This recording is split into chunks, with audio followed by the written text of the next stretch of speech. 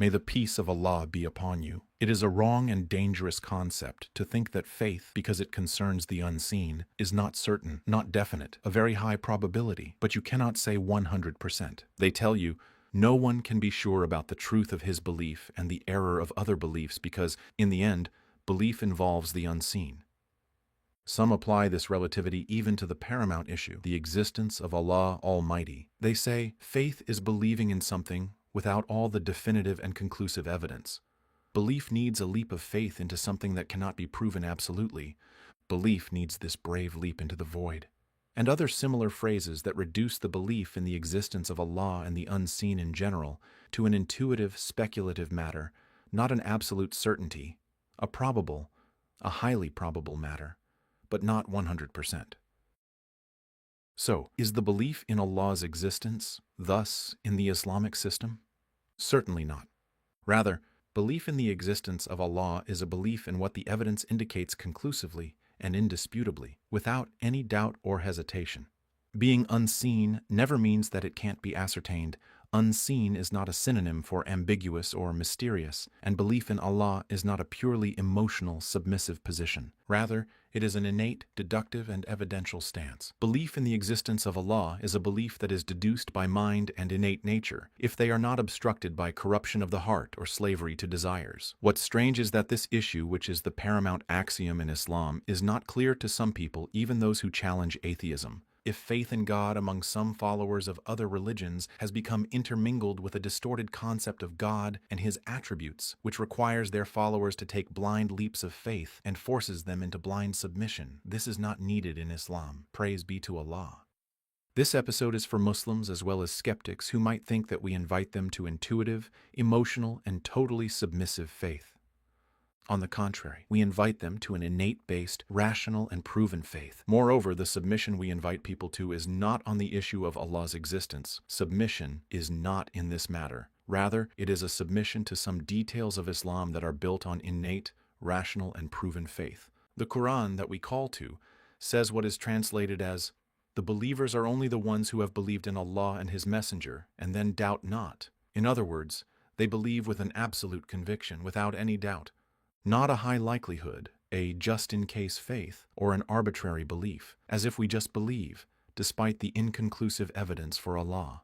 Rather, the Islamic system states that the existence of Allah is the paramount truth. In fact, Allah Himself is the truth, as in the verse. That is because Allah is the truth, and that which they call upon other than Him is falsehood. And since the existence of Allah is such an obvious, self-evident truth, the Quran doesn't make this a core issue in its arguments and proofs. Instead, it provides evidence for things beyond Allah's existence, such as monotheism and the attributes of Allah Almighty. As for existence itself, it's a decided issue. Can there be any doubt about the existence and oneness of Allah, the originator of the heavens and the earth? This verse includes both innate and rational evidence. Can there be any doubt about Allah? Doubt about His existence? Doubt about His oneness? His existence and oneness are deeply rooted innate concepts, not subject to doubt, and the rational evidence is that He is the originator of the heavens and earth. So, everything in the universe leads those who are sound of mind and pure of heart to the existence of the Creator. In Moses' argument with Pharaoh in the Quran, Pharaoh said, "What is this Lord of the universe?" Moses said, "The Lord of heavens and earth and whatever lies in between them, if you will be certain." In other words, when contemplating creation, the Creator is too self-evident to be denied. He is manifest beyond doubt, if you will be certain,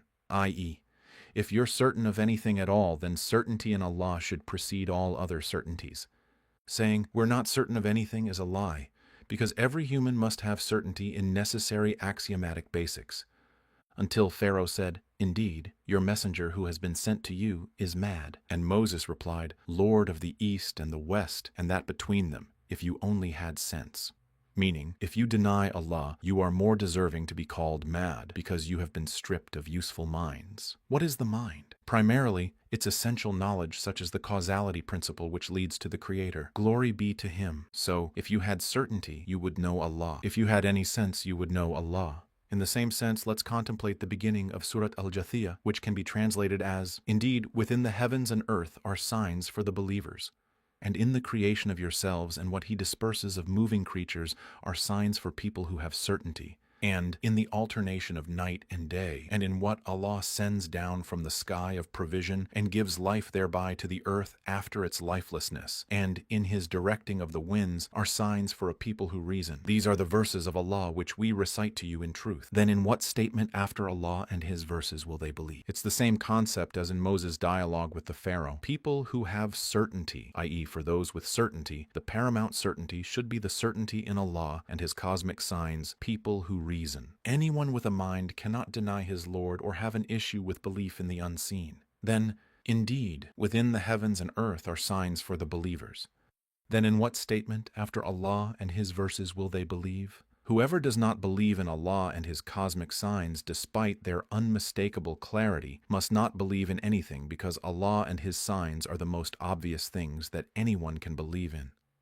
And in yourselves. Then will you not see? Indeed, in that are signs for a people who listen. That is, whoever does not believe in Allah is like someone who has never seen, heard, felt, or reasoned. Say, with Allah is the far-reaching argument. If He had willed, He would have guided you all. Allah has the argument, which proves that His words are truth, the far-reaching, meaning that reaches its target of defeating the opponent and nullifying his argument. This all applies to the evidence for Allah's attributes, His oneness, and some details of His religion. So how about the evidence for the existence of Allah Himself? Isn't it the principal certainty and the paramount certainty? In the coming episodes, Allah willing, we will provide more clarification on why the existence of Allah Almighty is the paramount mental axiom. May the peace and mercy of Allah be upon you.